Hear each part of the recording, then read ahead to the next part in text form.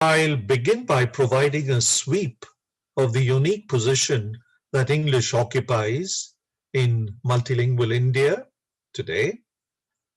And building on this context, I'll then discuss the ideological pinnings or underpinnings of a curriculum in English. And in the concluding part, I'll foreground the roles that teaching materials and the teacher of English will need to play in the current context. English in India has multiple dimensions with regard to status and functions. So let me begin by mentioning 6 familiar dimensions. 1. Shashi Tharoor estimates that between 10 and 20% of Indians use English with varying degrees of competence. A more conservative estimate of the English-speaking bilingual population in India is approximately 5%. But remember, 5% is still a staggering 65 million. David Dolby, the author of Linguosphere, Register of the World's Languages and Speech Communities, had predicted at the turn of the century that based on prevalent trends, India would emerge as the largest English-speaking nation in the world, and that it would consequently become the center of gravity of the English language. Incidentally, in an online lecture titled "The Future of English is," that he gave on 23rd January this year, the eminent linguist David Crystal argued that a number of speakers of English worldwide was 1.5 billion in 1997, 2 billion in 2003, and a mind-blowing 2.3 billion in 2019. And all this appears in his Cambridge Encyclopedia of Language. And of that 2.3 billion, only 400 million are native speakers of English, which means for every 1 native speaker of English, there are 5 non-native speakers of English today. Crystal said that this amazing ratio suggests that the center of gravity of English has already shifted from the native speaker to the non-native speaker.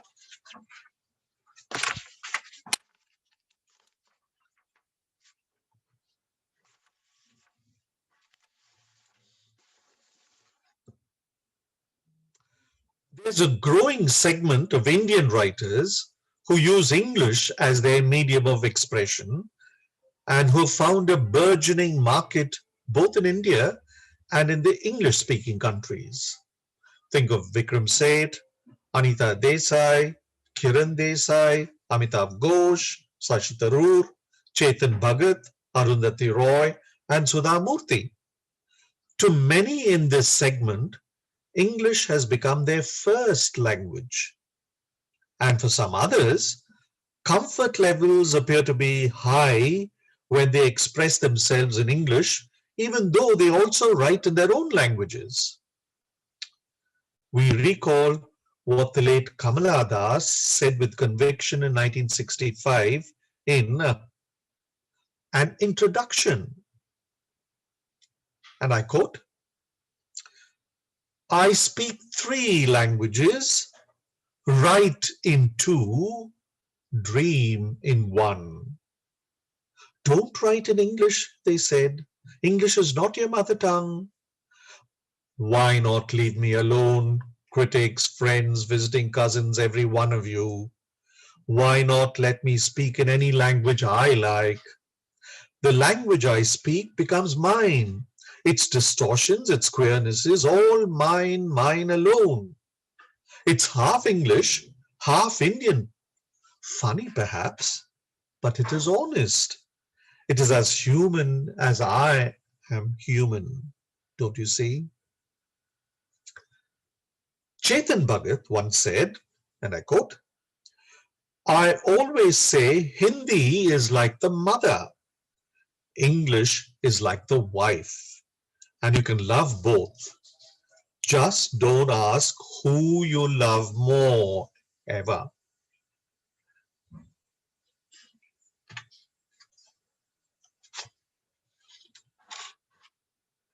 There is now a consensus in Indian society that English is an important gateway to relevant knowledge, economic resurgence, and upward socio-economic mobility.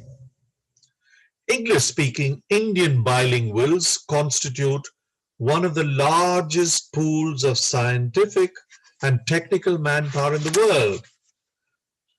Think of the thousands of Indian software specialists working in Silicon Valley in California, and think of Satya Nadella and Sundar Pichai. Nandan Nilekani, people call him the Aadhaar man, the chairperson of the Unique Identification Authority of India and co-founder of Infosys, said, and I quote, I believe English is about access. It is one of the tools of access that we need to provide all our people. I've always advocated the teaching of English to everybody so that they get access to modern society. English has been limited to a few people, and people who have not learned English have been denied a chance to participate in society. Because a lot of our education, a lot of our jobs are in this English-speaking world. If you really want inclusive growth, part of inclusive growth is making English access ubiquitous.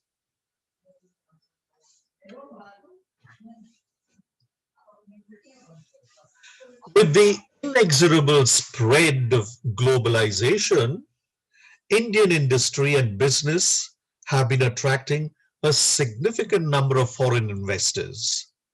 The role of English as the dominant language of business communication has been bolstered by the flourishing operations in India of multinational companies like Sony, Honda, Suzuki, and Hyundai from the Far East, and Microsoft, Google, Apple, and Amazon from the West.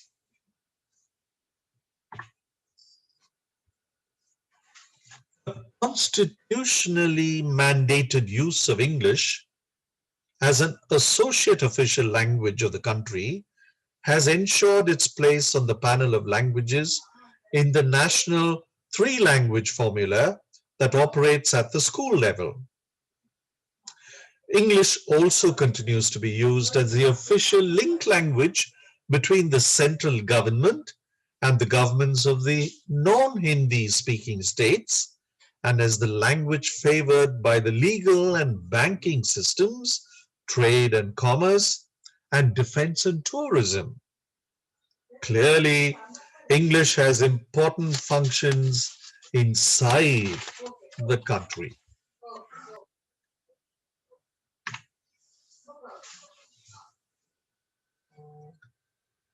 Socio-political pressure has led to English being introduced as a subject of study from the earliest levels in primary school in many Indian states, including those that have been traditionally been distrustful of the language. Evidently, socio-political pressure, in particular parental pressure, is beginning to assert itself. Critics of this trend, however, have been quick to point out that deliberate prominence being accorded to English in school education would only alienate Indian languages, which in turn would lead to cultural atrophy. While this debate continues to rage, we need to remind ourselves of a home truth.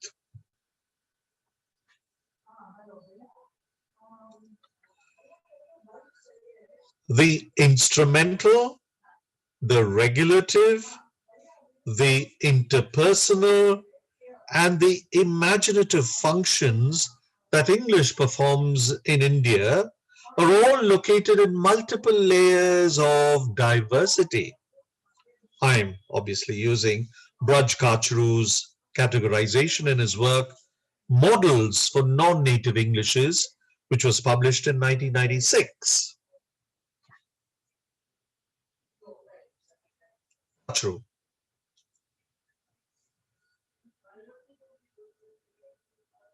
The instrumental function refers to the use of English in a country's educational system. The regulative function refers to the use of English to regulate conduct in domains such as the legal system and governance and administration. The interpersonal function refers to the refers to the use of English as a linked language between speakers of various languages in a multilingual society. And the imaginative function refers to the use of English in creative writing that is manifested in different literary genres.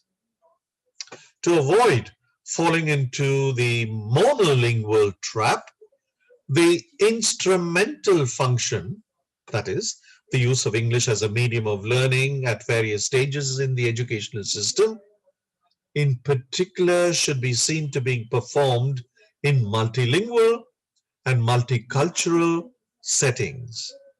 The English classroom can then be exploited to promote the concept of language education in diversity. All stakeholders will gradually recognize the significance of using English to develop a mutual respect for diverse religious and value systems and varied cultural and linguistic traditions.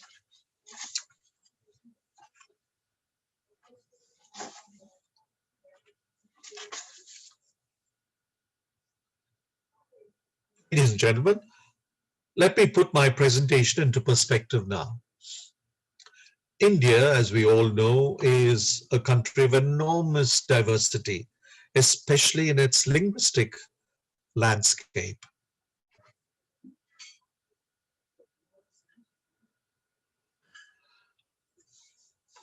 Take a look at this.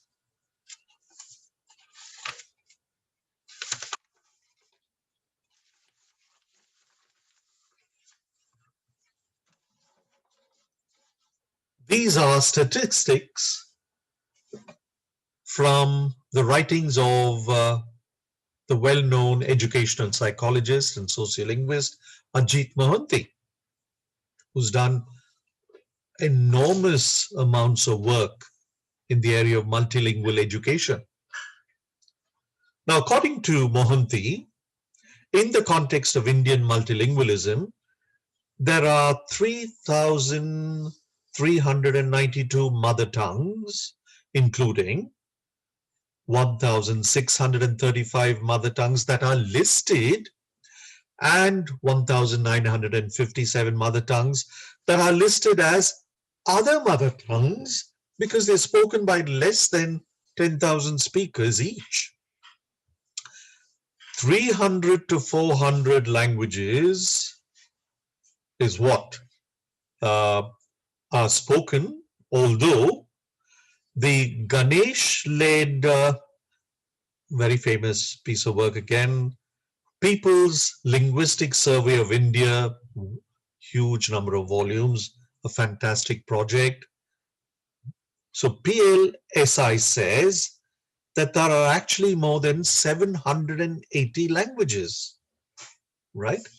So Mohanty thinks it's 300 to 400, but Ganesh Devi's work seems to suggest that there are more than 780 languages. We have 22 official languages plus English, 123 languages used by the print media, 90 languages used by the All India Radio News Service, plus 75 used by regional networks, 35 languages that are used by the Indian film industry, 81 languages that were used in primary education till 1970, and only 41 that were used in 1998 when the last study was conducted. And more than 20% minority linguistic groups in 50% of the districts.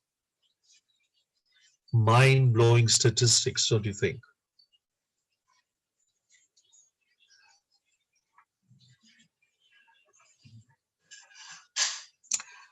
"73 years after independence, in the midst of this bewildering linguistic diversity,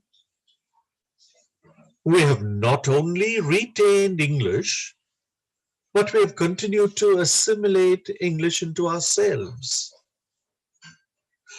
Though English is regarded as the language of the intelligentsia and the privileged in some quarters, it continues to be the language of opportunity for large numbers of our learners, particularly from the parental perspective. Therefore, a language policy for its deployment in school needs to emerge from a consensus between the reality of a multilingual society and parental aspirations with regard to English.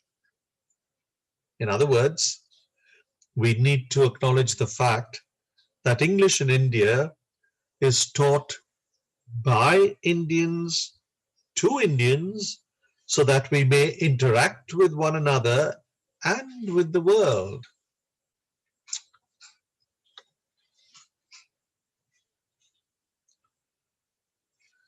English in India indeed is a global language in a multilingual nation.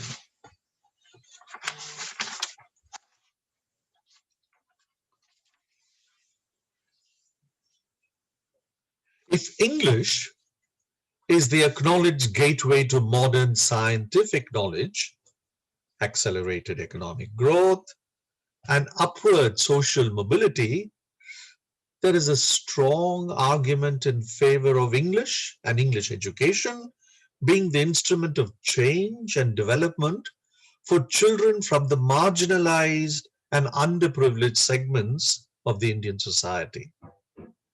It also accounts for the socio-political pressure that has led to English being introduced as a subject of study from the earliest levels in primary school in most Indian states.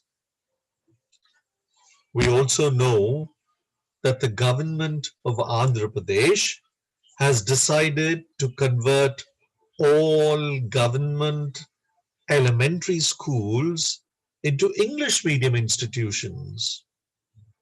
And that has become a controversy, and a case has been filed in the High Court against this decision.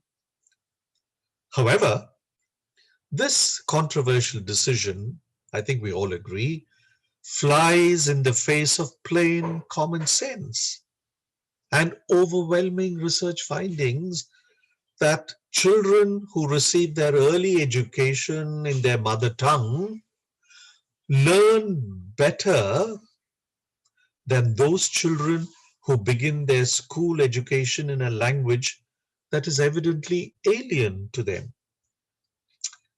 If the Andhra Pradesh government is genuinely concerned about lifting children out of what the World Bank calls learning poverty, they ought to realize that enforcing English medium education in elementary school is not the solution, and that extravagant prominence being accorded to English in early education can alienate Indian children from their cultural roots and reduce their esteem for their own languages, which in turn might lead to cultural atrophy. In fact, the national education policy, which came into being last year, actually supports what I'm trying to now explain to you. Indeed, as several multilingualism specialists like Ajit Mohanty have argued, the Matthew effect has been working in English learning contexts. I'm sure you've all heard of the Matthew effect. The Matthew effect is a social phenomenon that refers to a common concept that those who already have status are often placed in situations where they gain more, and those that do not have status typically struggle to achieve more. Or in simple terms, the rich become richer and the poor become poorer. In the language context in India, the Matthew effect studies show that English benefits the privileged and discriminates against the disadvantaged. At least that's what applied linguists like Ajit Mohanty have been arguing arguing for. Well, in addition,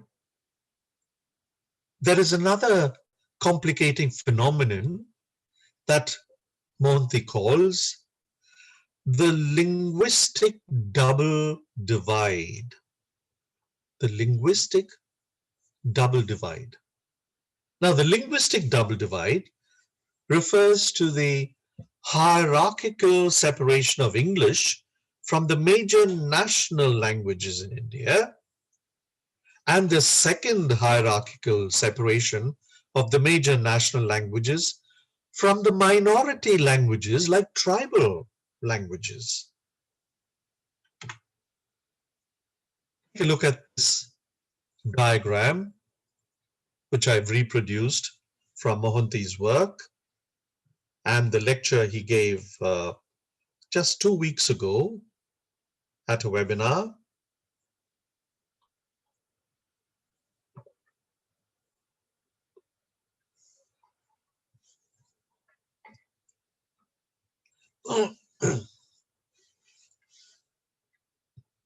If you have noticed, this is a pyramid, and as you would expect, English is at the head of the pyramid, at the top, but there is a break, as it were, a gap between English and the major national languages.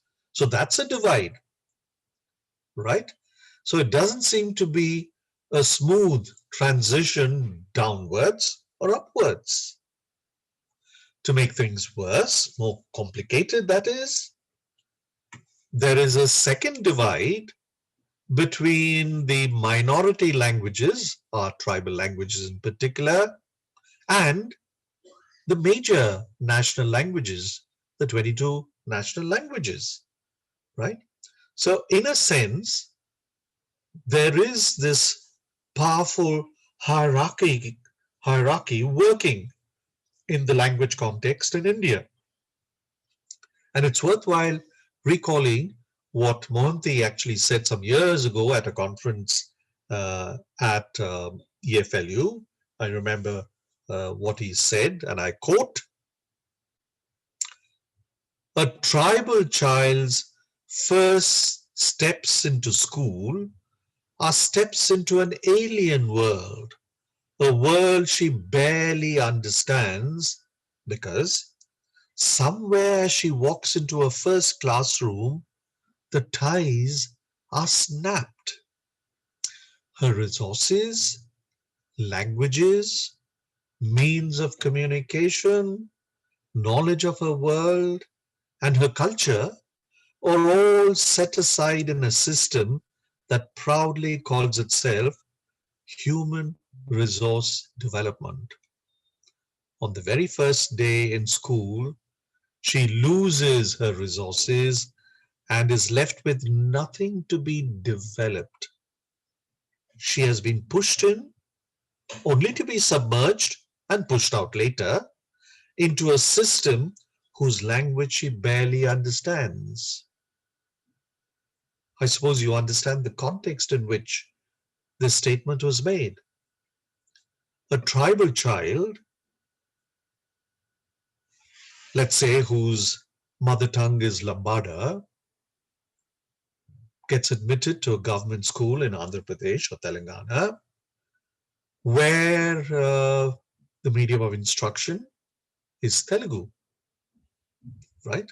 Because there aren't adequate number of Lambada medium schools to cater for the needs of that rather large community. So the Lambada child enters a Telugu environment, and the teacher there, could be the English teacher, is often using Telugu to explain things, not realizing that Telugu is an alien language for that Lambada child. And to make matters worse, when English is introduced, there is yet another complication, because a second alien language is now being forced upon this unsuspecting innocent learner, the Lambada learner, right? So that is the context in which this particular English vernacular divide and the vernacular minority languages divide has been explained by Mohanty.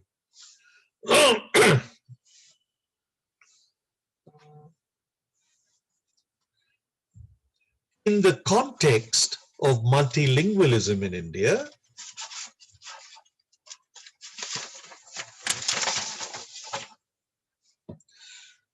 it might be pertinent to mention the concept of plurilingualism. Plurilingualism. The common framework of reference for languages, CFRL or CFER, as many of you know, which was compiled between 1989 roughly and 1996, makes a pointed reference to plurilingualism. Plural and lingualism becoming plurilingualism. While multilingualism is defined as the knowledge of several languages or the coexistence of different languages in a given society, plurilingualism emphasizes the fact that as a person's experience of language and cultural context expands from the language of the home to the language of the society at large, and then to the languages of other linguistic communities through formal instruction or by direct experience, he or she does not keep these languages and cultures in separated mental compartments, but builds up a communicative competence to which all knowledge and experience of language contributes, and which the different languages concerned actually interrelate and interact. So in different situations, the person, and you can think of yourselves, you're all multilingual speakers, the person can then call upon different parts of this competence to achieve effective communication with a particular interlocutor. Now, from this perspective,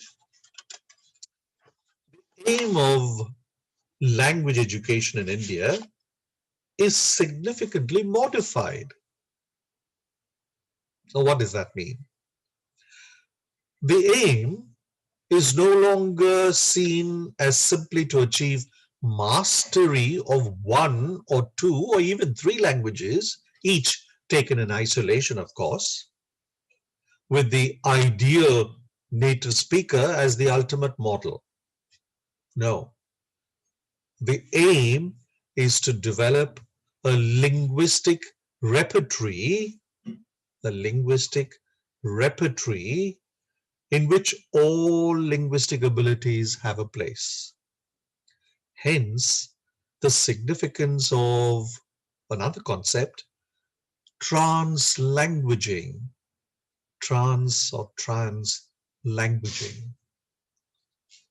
Translanguaging is the process whereby multilingual speakers use their languages as an integrated communication system.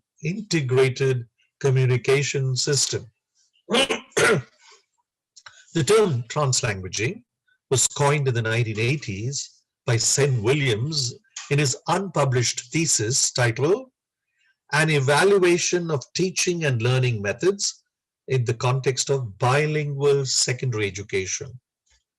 This implies, of course, that Indian learners should be given the opportunity to develop a plurilingual competence. Furthermore, recognition of the linguistic wealth of learning of learners in India, a land of plenty when we think of languages, as I've already explained, will encourage them to believe in themselves and their cultural moorings, something that the national education policy emphasizes.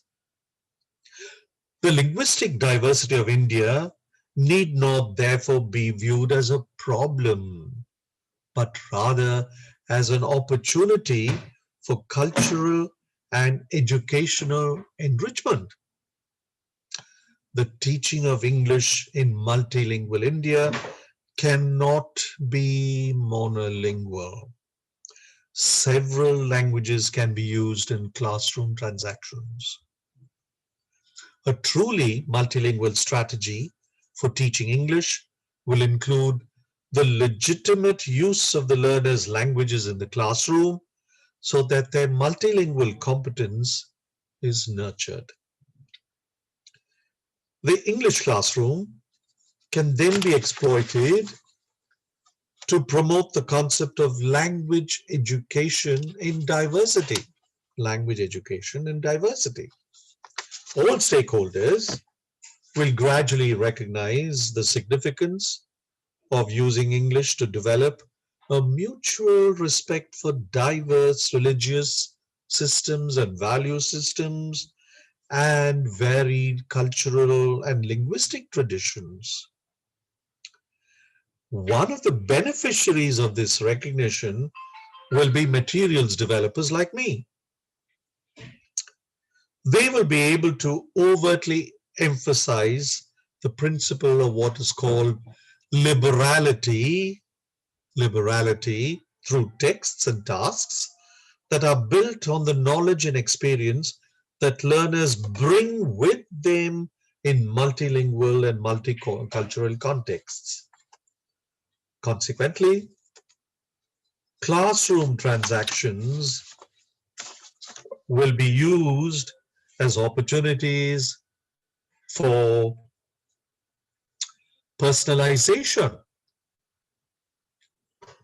And if that happens, it's likely to lead to genuine empowerment.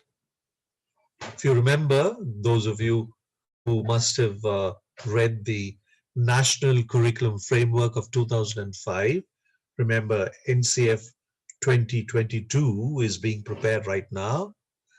NCF 2005 stresses this link between personalization and empowerment. Firstly, a language course should give prominence to the knowledge that learners bring to the classroom, and that is called everyday language in simple terms, and its relevance to school knowledge that is developed in an educational setting. So you have everyday knowledge which children bring with them, and you have school knowledge provided institutionally by the teachers and the system. This means that the teacher educator's job, right? The teacher educator, like those who teach in training institutions, includes helping the trainee teacher to modify, extend, or elaborate the schemata, background knowledge, that learners bring with them. Secondly, NCF 2005 also says learners should develop a sense of self-worth. Very, very important. Self-worth. They need to experience acceptance regardless of what language they speak, whether it's Lambada or Telugu or Hindi or English, what religious convictions they have, and which gender, class, caste, or ethnic group they belong to. So let me now go forward by underlining the importance of positioning language and language learning in the larger area of education. Can we conceptualize a language curriculum that will enlarge the human capacities of learners of English in addition to sharpening their language skills? In this context, let me briefly refer to 5 cardinal principles of a language curriculum that are of relevance to the teaching of English in multilingual India. Number 1, focus on the learner. Now, curriculum development should put learners first, recognizing and building on their knowledge and experience, and responding to their needs. This means different learning styles as well as pace of learning need to be acknowledged and accommodated, both in learning contexts and in the attainment of language proficiency. In other words, the curriculum should justify itself in terms of a genuine concern for the learner.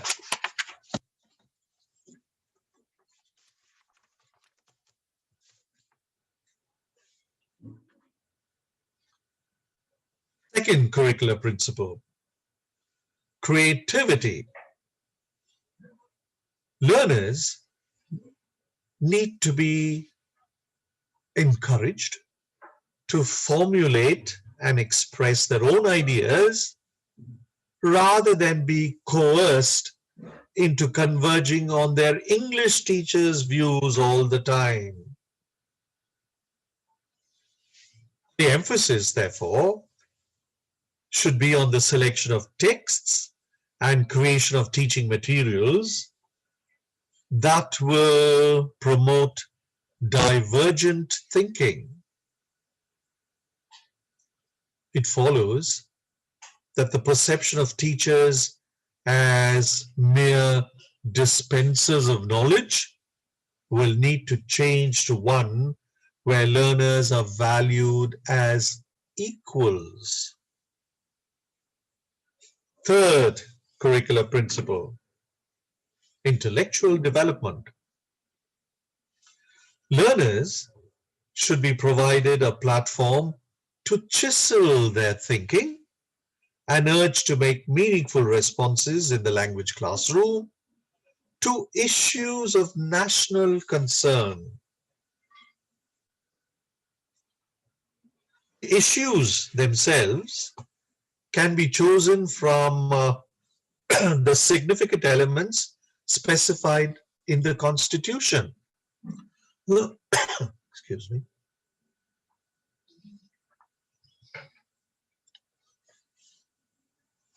What are these elements that the Constitution underscores?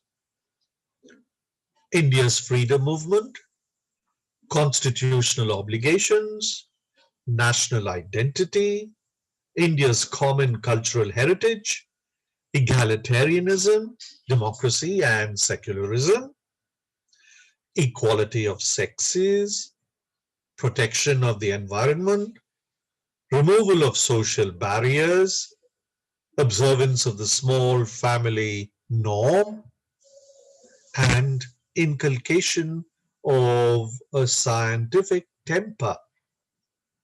The aim is to enlarge the human capacities of the learners by creating platforms for chiseling their intellectual and what is called affective responses to issues of concern like gender inequality and environmental degradation, and therefore holistic development will be possible only when educational institutions build avenues for the interplay of the mind, the heart, and the body.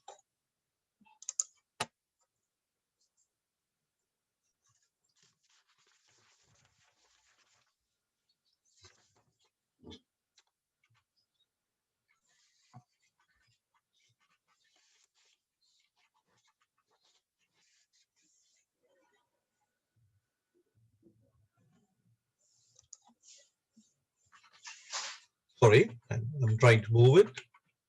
Just a minute.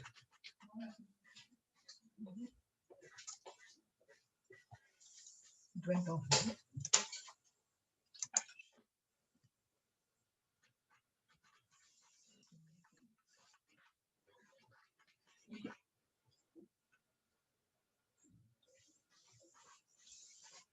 Sure, can you make me the host again, please? She can't hear you.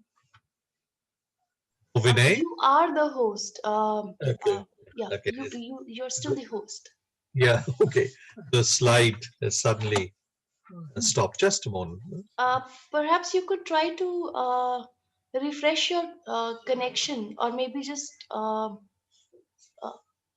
just stop your slides and you could begin them again.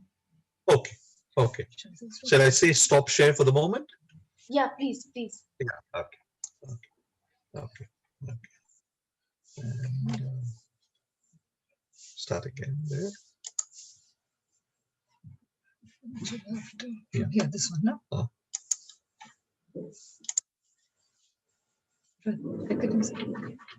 Yeah, I can go back.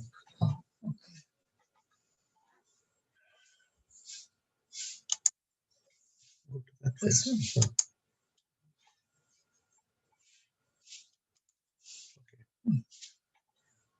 Hang on. Just go on, go forward.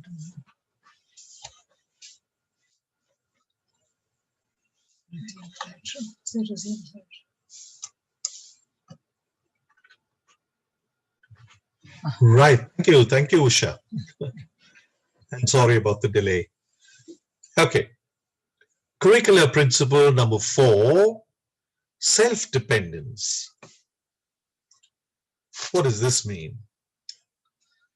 Learners should be trained to take responsibility for their own learning so that they can move smoothly from a marked dependence on the English teacher to a level of autonomy where reading for profit and pleasure and self-study habits have been firmly established.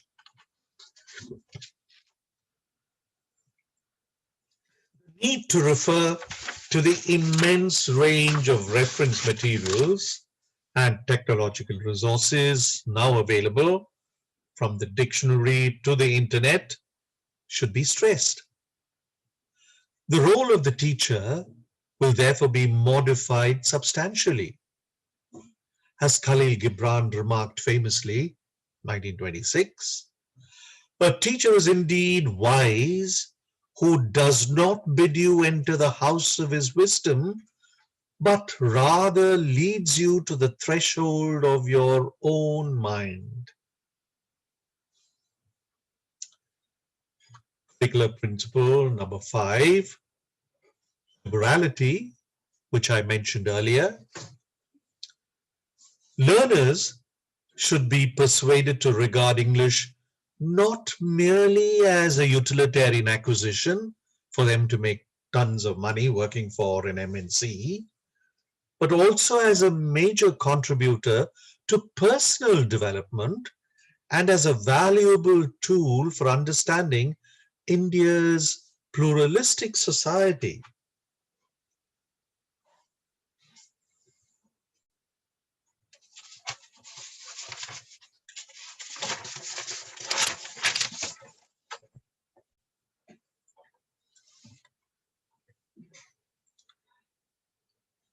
They need, the learners, to recognize the significance of using the language to develop a mutual respect for diverse religious and value systems and the very many cultural and language traditions that are prevalent in India.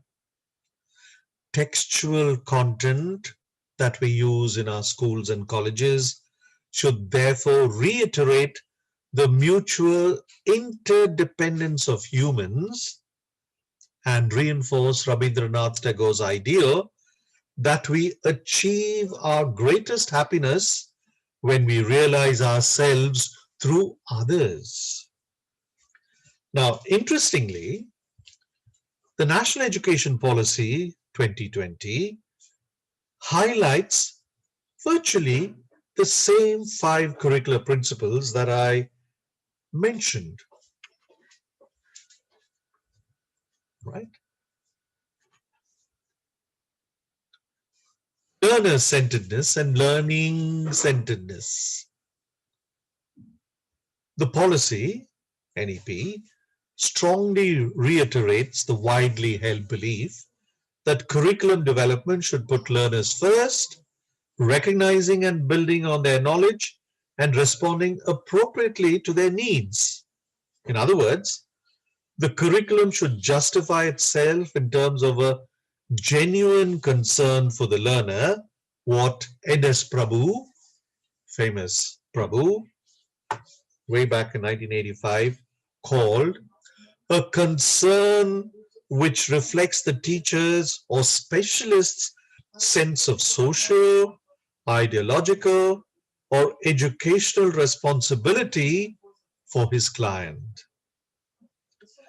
There is also a clear indication in the policy that learner-centeredness should lead to learning-centeredness, where methodology is proposed, encourage learners to select their learning modes, use one another as learning resources, negotiate learning content with the teacher, and generally take responsibility for the management of their own learning.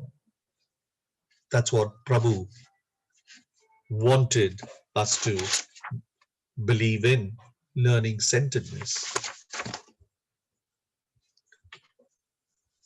NEP 2020 then talks about creativity and curiosity. The policy suggests that learners need to be urged to think, formulate, and express their own ideas, opinions, and feelings, rather than be obliged to agreeing with or coerced into implicitly agreeing with or converging on their teacher's views all the time. By extension, teachers will be required to create learning spaces where the ideological mantra is divergence and not convergence. NEP 2020 then talks about intellectual and emotional development. The policy believes that the curriculum can enlarge the human capacities of the learners by creating platforms for chiseling their intellectual, having to do with the mind, and affective responses, affective, having to do with the heart or emotions, to issues of concern like gender inequality and environmental degradation. Holistic development, as I explained earlier, is possible only when schools build avenues for the interplay of the mind, the heart, and the body. NEP 2020 then moves on to talk about self-dependence and autonomy. The policy reflects the prevalent belief that the only certainty in the world today is changingness, and that the foundation of lifelong learning is the ability to learn how to learn. So learners should be trained from an early age to take responsibility for their own learning so that they can move smoothly from a marked dependence on teachers to autonomous study. And finally, NEP 2020 talks about the symbiotic relationship between local and global identity. The policy strikes a fine balance between a national identity that is firmly rooted in Indianness and global citizenship, citizen of the world concept. The curriculum underlines the inherent pride that emanates from acknowledgement and appreciation of our Indian ethos, but cautions us about the risk of cultural isolationism. Right?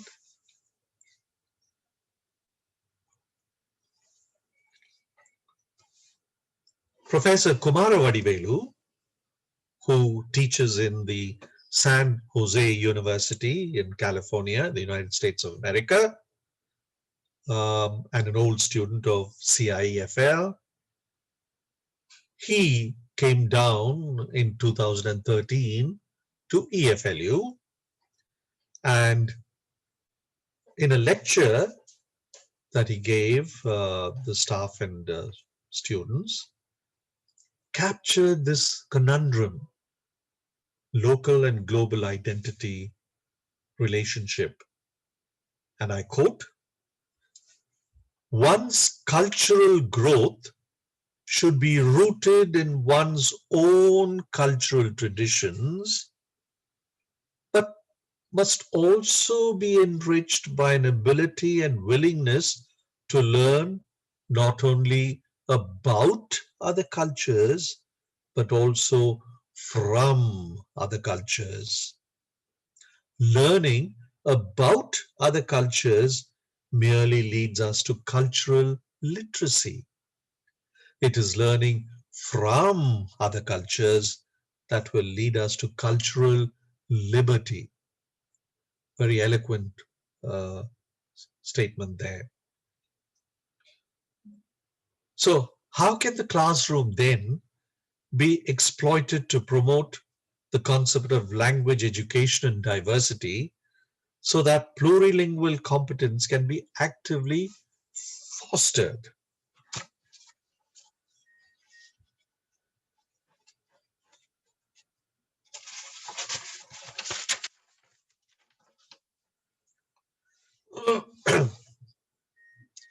All stakeholders will eventually recognize the significance of using English to develop a mutual respect for diverse value systems and cultural linguistic traditions.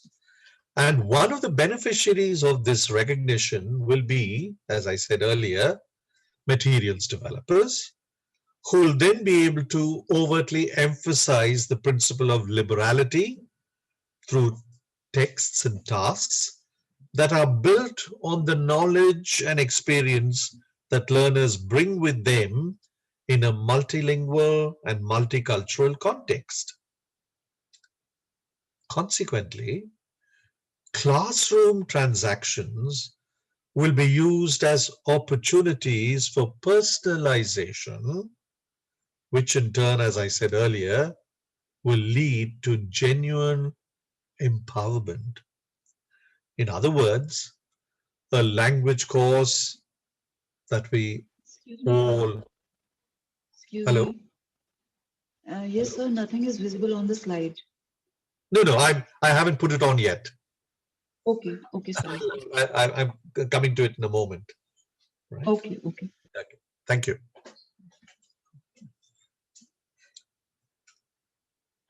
Now we were talking about materials. When materials emphasize the notion of liberality, classroom transactions themselves will be used as opportunities for personalization, which in turn, as I said, will lead to empowerment, genuine empowerment. In other words, to reiterate what I said earlier, a language course that we offer at any level of education should give prominence to the knowledge that learners bring to the classroom. So there is no such thing as tabula rasa.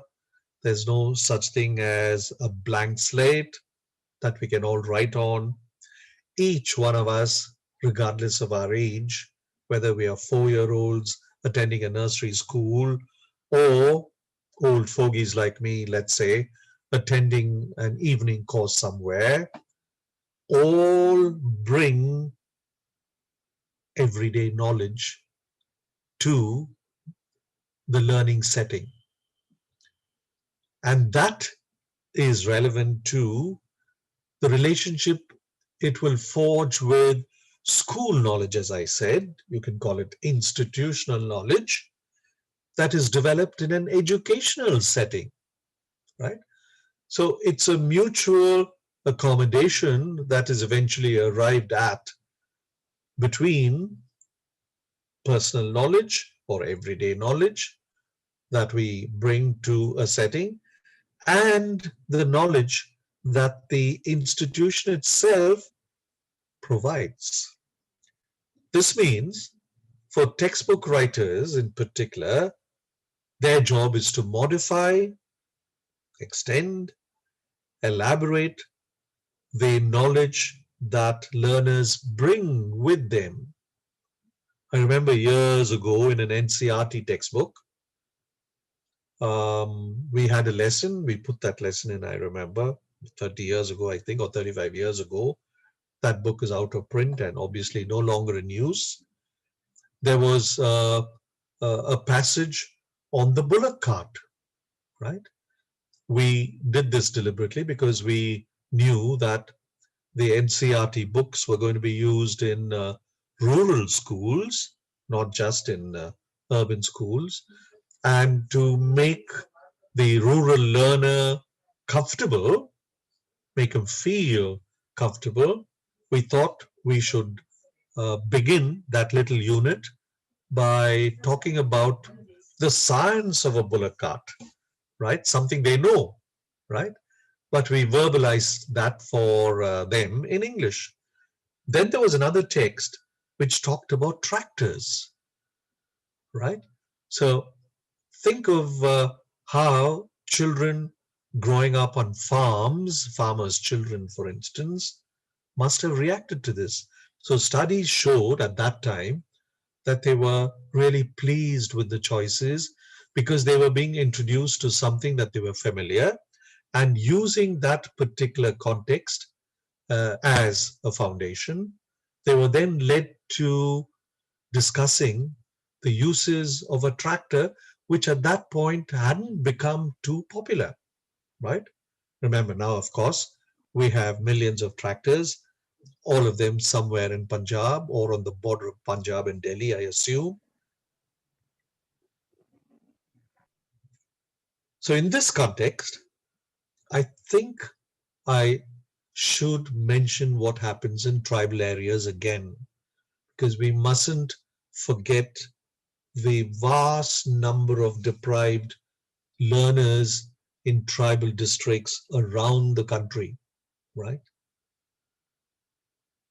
Let me talk about materials development briefly for schools in such areas. Now, teaching materials for young children in tribal schools can be contextualized, right?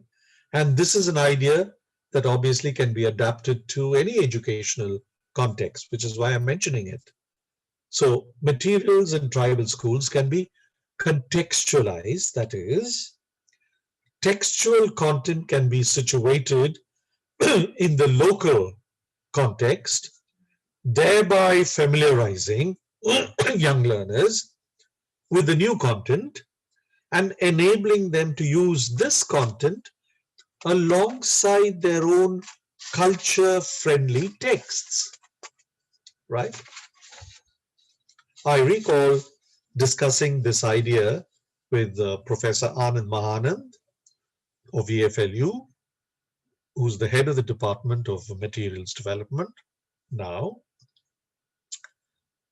and arriving at 4 interrelated ways of contextualizing materials. And I think this has lessons for all of us, not just for teachers in tribal areas. Firstly, we can use local content in the English classroom after it has been competently translated into English and the original tribal flavor has been retained.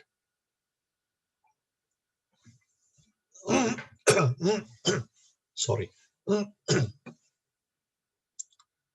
Secondly, we can blend the local with the global. That is, we attach indigenous references and allusions to overtly unfamiliar texts in order to ease comprehension. Thirdly, we can juxtapose a text containing familiar native content alongside the text in focus that has unfamiliar foreign content, but which has been chosen for its pedagogic value. Sorry. Fourthly, we can provide scaffolding support in the first language and the second language as an aid to understanding a popular text in English. That is, learners begin by telling a story in their first or home language, and the teacher then tells the same story in the regional or state language before getting the learners to read the English version, right? Essentially then, English becomes both a utilitarian acquisition, as I mentioned earlier, as well as a major contributor to personal development and an invaluable tool to appreciate India's pluralistic milieu. Equally importantly, such an approach to materials development reinforces our national educational objective of nurturing native languages so that they flourish while ensuring that English is accessible to all learners. Now, what implications does such a language curriculum have for the teacher of English? And that's my concluding section. The teacher of English. Let's think of teacher models on a continuum. At one end, we have the omniscient teacher whose main responsibility is the transmission of information. This kind of teacher belongs to what Paulo Freire, the proponent of the emancipatory approach to education, called the banking school of education, right? So you just keep putting money, as it were, into an account, right? An account that has nothing to begin with.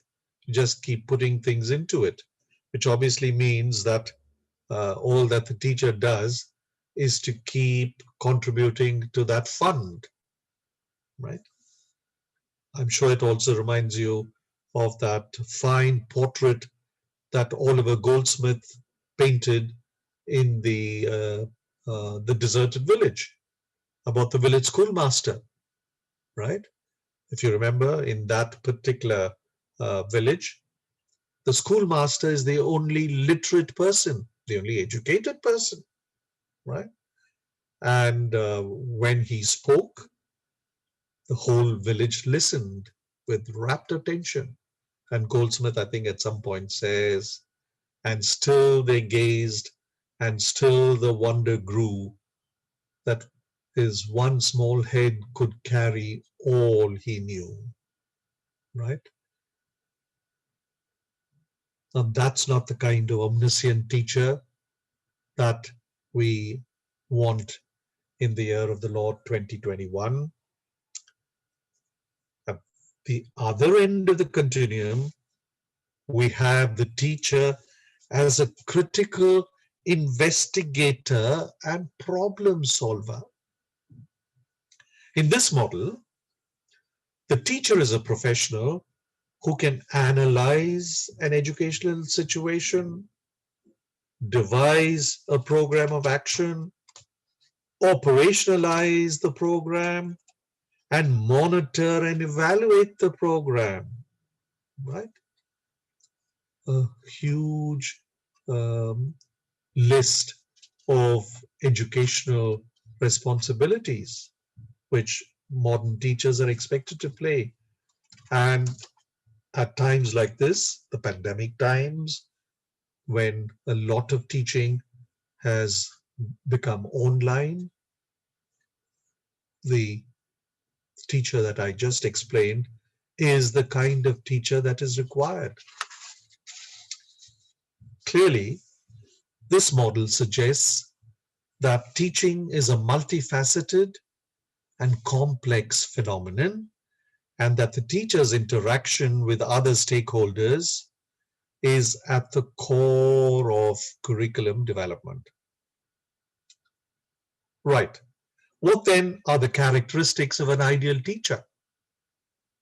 So let's reflect on who we ourselves are while I spend the last couple of minutes talking to you about the ideal teacher.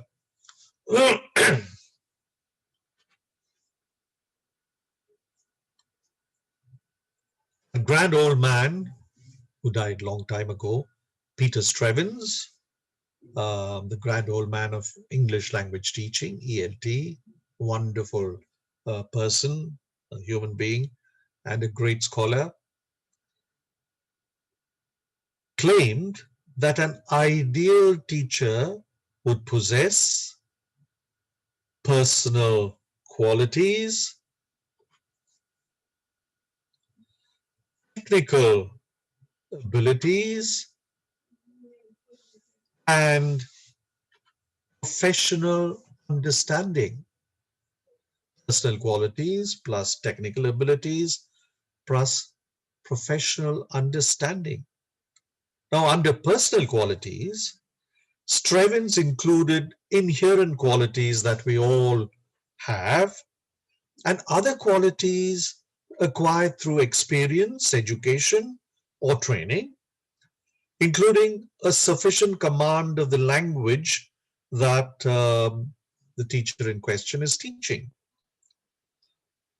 Under technical abilities, Strevens mentioned the ability to discern and assess the progress and difficulties of her pupils, her students, a fluent and responsive grasp of classroom skills and techniques, and a creative familiarity with the syllabus and materials being used in her classes.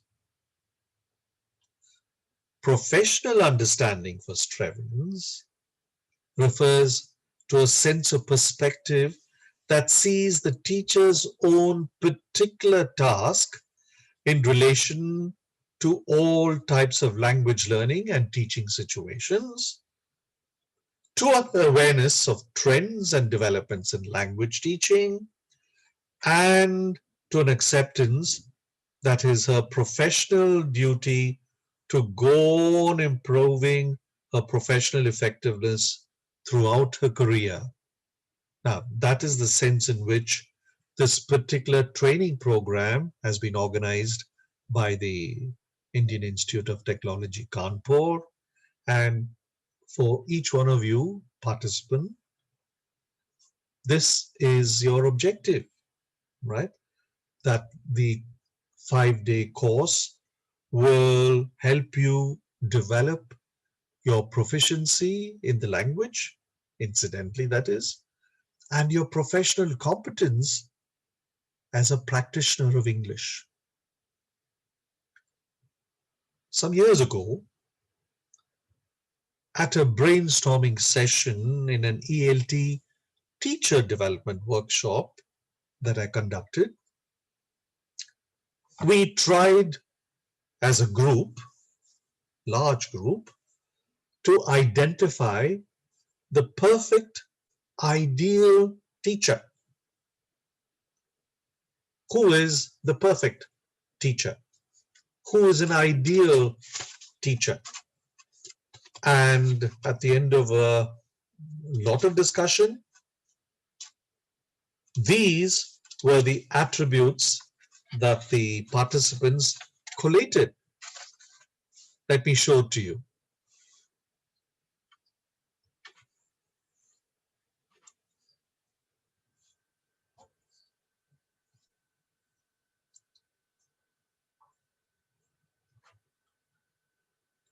Hardworking, humorous, critical. Now, as I go down the list, I'd like you to think about each one of these, right? And see how many of these actually apply to your own practice as a teacher. Polite, imaginative, ambitious. Ambitious in the positive sense, right? Wanting to do more and more for the learners, not simply becoming, let's say, the head of the department, or becoming a professor, or becoming a dean, or becoming a vice chancellor, right? That's a different kind of ambition. We're talking about ambitions that teachers set for themselves in classroom transaction. Punctual, authoritative, not authoritarian, but authoritative. Somebody who's a specialist, whose views can be depended on as an authority in that particular subject or area of study. Calm,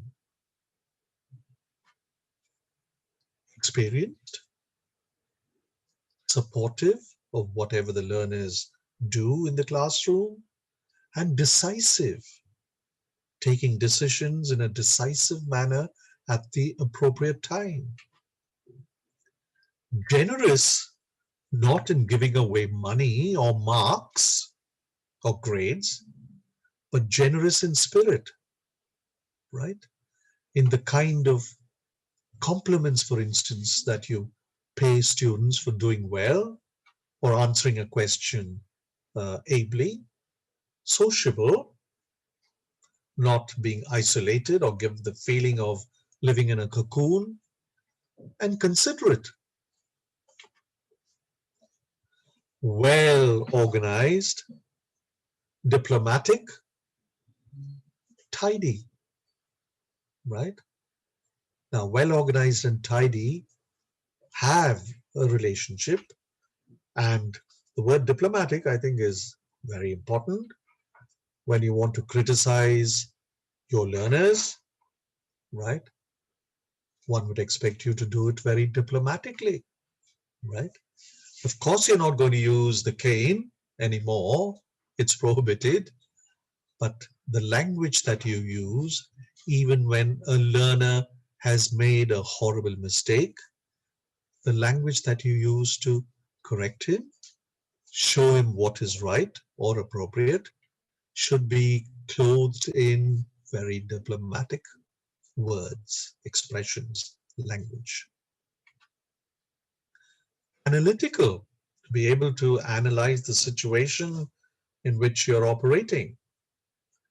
Articulate, being able to say what you have in your mind with great clarity. And far-sighted, you should be able to tell what is likely to happen as a result of your learners' interaction with you, not just in terms of the success with which they'll pass the English exam, but greater dreams for what you want the children to achieve, your learners to achieve eventually. So keeping goals in mind while you're dealing with the present. Enthusiastic. You need to come across as somebody who is full of energy, mental energy, emotional energy, and it will rub off on your learners. Flexible, right? You cannot have a rigid plan, however great it might be, when you walk into a class, because anything can throw you off, right? A small incident in class or outside the class can actually force you to change your plan. I remember a small little incident some years ago when I was doing a demonstration lesson with class 4 children in an aided school. This was, I think, in Chandigarh, right? And one of the things I wanted to do in class that day was to teach a poem that celebrated father-child relationship, right? So the wonderful person that the father is expected to be, the greatness of fatherhood, etc. So one of the things that I uh, made the children do was to think about their own fathers right at the beginning.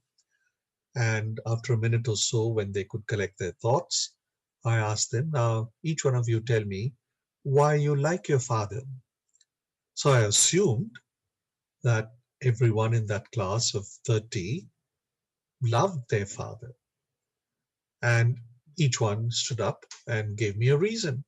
A reason like when he comes home from work, he brings me a chocolate, to another student saying he never forgets my birthday, he always gives me new clothes at a festival, etc., etc. But one student sitting right in front of me, right in the first row, just sat there completely silent.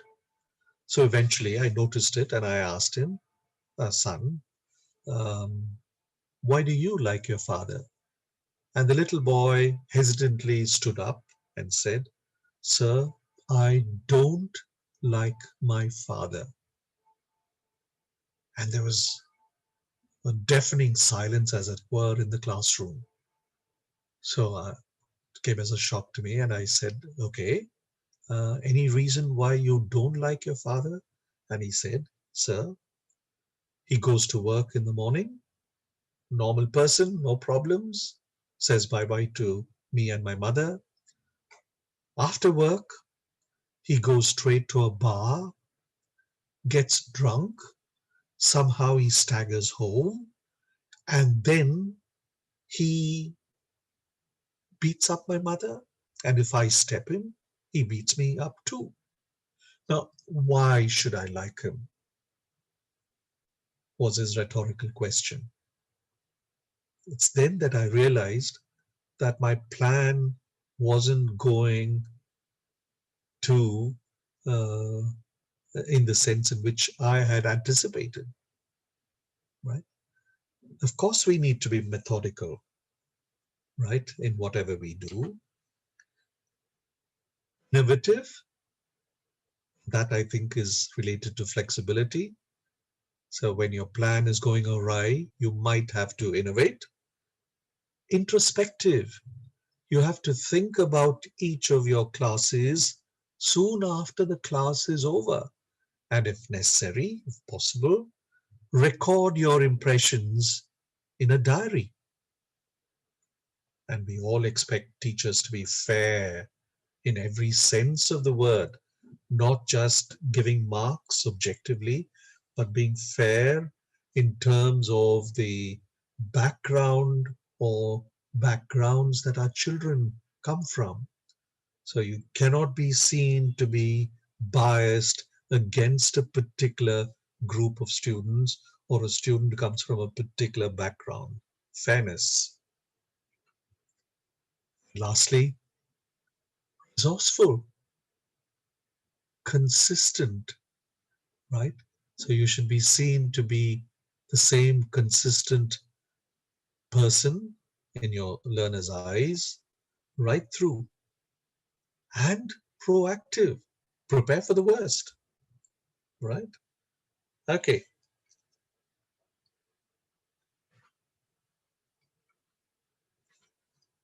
including patient.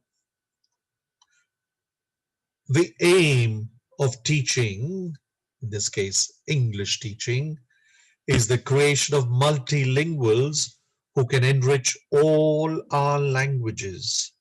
This has been an abiding national vision. Thank you very much.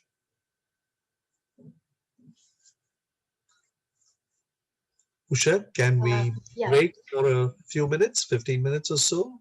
sure, definitely. So I'll request the participants to be here. Please keep yourself joined in, and we'll return for a discussion in 15 minutes. Yeah, could you ask them to um, keep their assignments open, the ones that you sent them last Sure, night, definitely, the definitely. 3 assignments, right? Okay.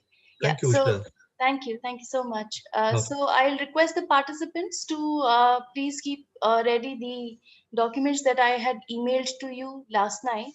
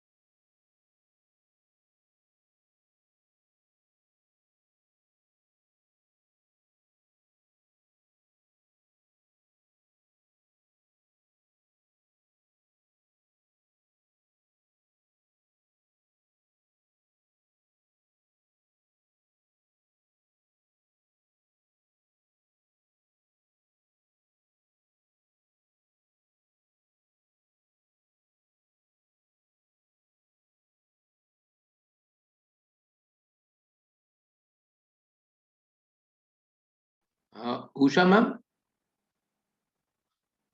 Usha ma'am, are you there? Yes, Dr. Mehrotra. I am. Ma'am, I have received a mail from you regarding the participation, but I have not received any mail of any assignment, etc.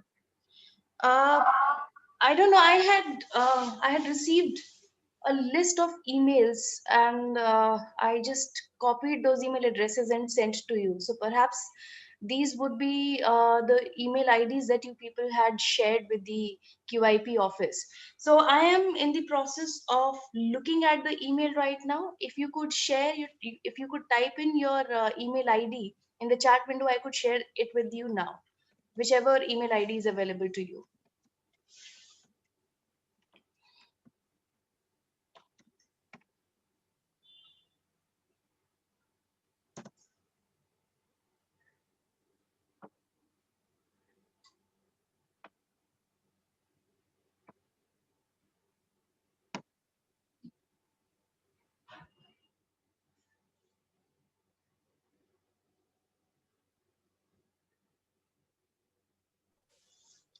Usha ma'am, good morning. Good morning. Yes. Ma'am, actually, I have to inform you that I have a lecture. Okay. Okay. You may join in later. So I can. Yeah, Yes, you ma'am. may. Actually, Mhm. from morning to actually 11 o'clock. From 11 o'clock. Okay. Okay. Yeah, you may join in later. Okay. Okay. Thank you so much, ma'am.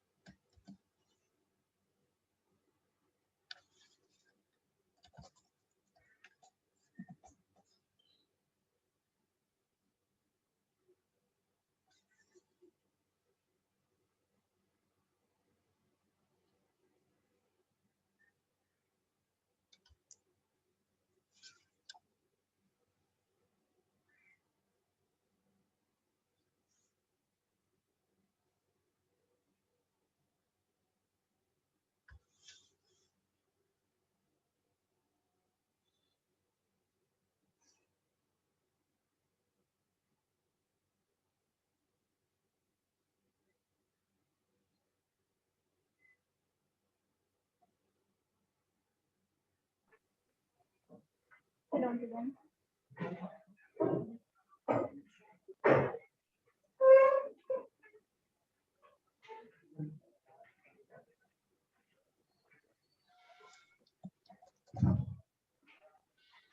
So you are all from the P2 section, right?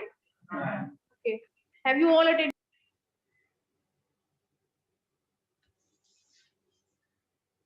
So for those who have shared their email IDs with me, I have forwarded the email to you.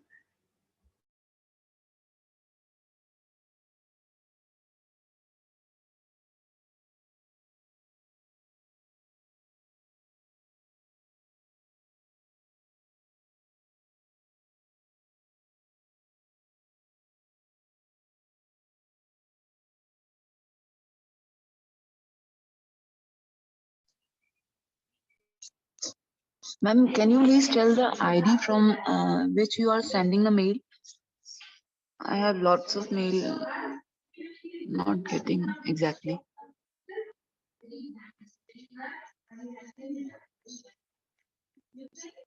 Dr. Gauri, could you please repeat? Ma'am, can you tell me the mail ID from which you are sending us the mail? It is Because Usha I'm not able Udar to at locate the it. rate IITK. I'm looking it in spam also, but I'm not finding exactly. Because I've received 4-5 mails from. Could you please share your personal email ID? Perhaps I could send you another Okay, email, okay, because just the emails that I had are the emails that you people shared while okay, registration. okay.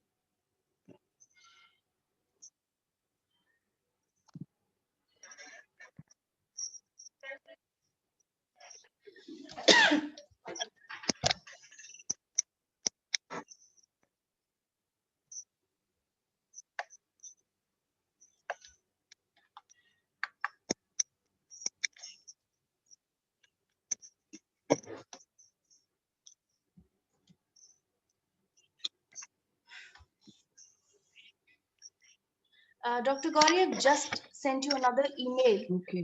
and I'll also check my previous email which I sent to all of you last night. Okay. Yeah, it should have ideally come to all of you.